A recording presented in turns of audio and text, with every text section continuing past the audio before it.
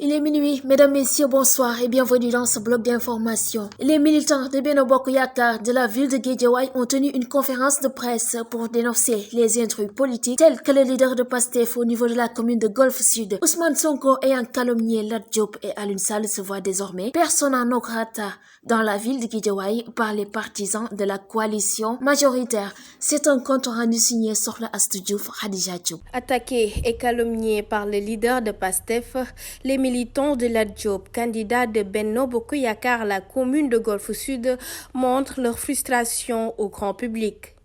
L'on entendait qu'ils tiennent un discours responsable et pertinent, notamment sur le projet de gouvernance locale de sa protégée candidate à la mairie de Golf Sud, ou à défaut de faire étalage des failles de l'équipe municipale sortante qui justifierait l'ambition politique locale de sa coalition d'appartenance. Mais la question qui mérite d'être posée est de savoir si l'on peut donner ce que l'on n'a pas. La réponse révèle d'une plate évidence. En lieu et place d'un discours programmatique qui aurait redoré son blason politique et social terni par une affaire de mœurs et un discours politique nihiliste et obscurantiste, le leader de Pastef n'a trouvé rien de mieux de se prêter à son jeu favori et cynique de la calomnie et de la médisance. Les militants de la coalition de Benno Bokk Yakaar précisent que les responsables ne répondront pas au délire d'Ousmane Sonko et il en donne les raisons. Les responsables de Benno Bokk Yakaar sur qui il a déversé sa bile n'ont pas du moins formellement répondu au délire satanique de l'illuminé.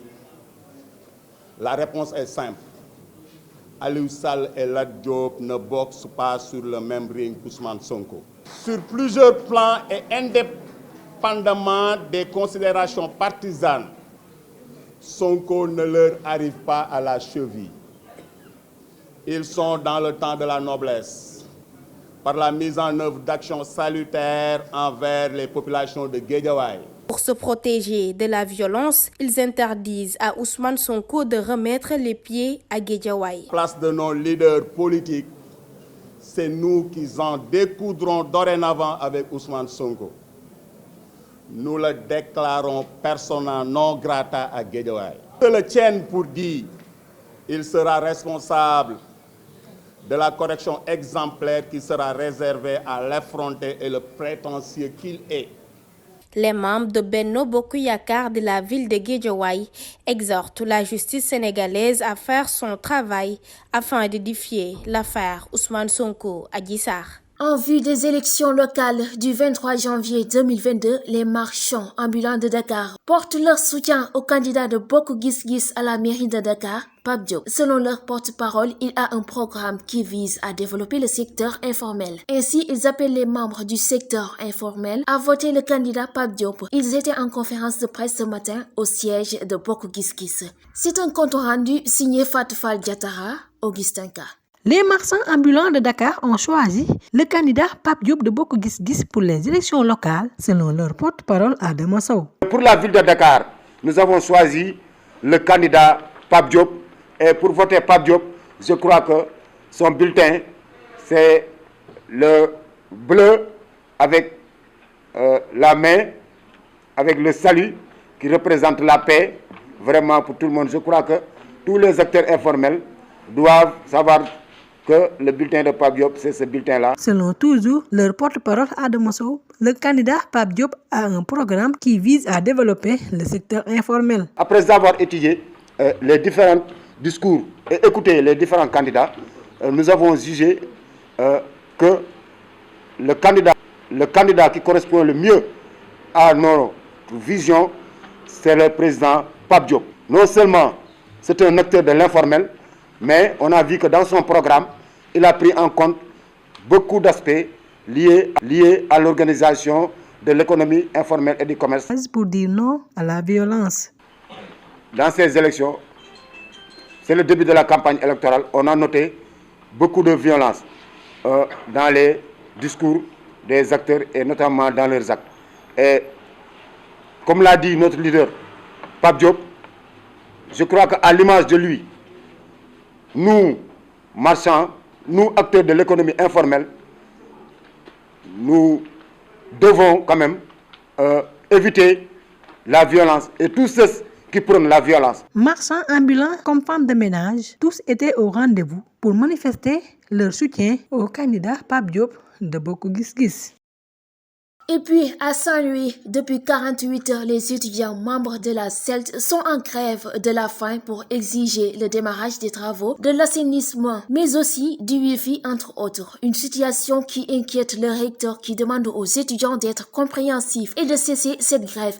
De leur côté, les étudiants sont campés dans leur position et demandent aux autorités universitaires de respecter les engagements envers eux. Et ils n'excluent pas de passer à une vitesse supérieure si rien n'est fait. Et pour terminer, dans son discours à l'occasion de l'audience solennelle de l'entrée des cours et tribunaux ce mardi, le premier président de la Cour suprême a dit ne pas accepter les attaques menées à l'encontre de la justice et les magistrats qui l'incarnent. Cheikh Ahmed Tidiane Coulibaly est d'avis que la justice ne peut s'offusquer que son action soit suivie, commentée, critiquée à tort ou à raison et parfois avec passion. Elle ne saurait cependant accepter de subir, d'où qu'elles proviennent, des attaques injustifiées ou inconvenantes de nature à porter atteinte à la dignité de la fonction et à l'honneur des magistrats qui l'exercent, a-t-il regretté. Nous vous proposons de l'écouter. Messieurs les magistrats et chers collègues, Madame, Messieurs les avocats, Madame, Messieurs les officiers ministériels et auxiliaires de justice, Mesdames, Messieurs, honorables invités. Je suis heureux de pouvoir saluer et remercier tous ceux qui viennent chaque année répondre à notre invitation, marquant ainsi leur profond attachement à la justice de notre pays.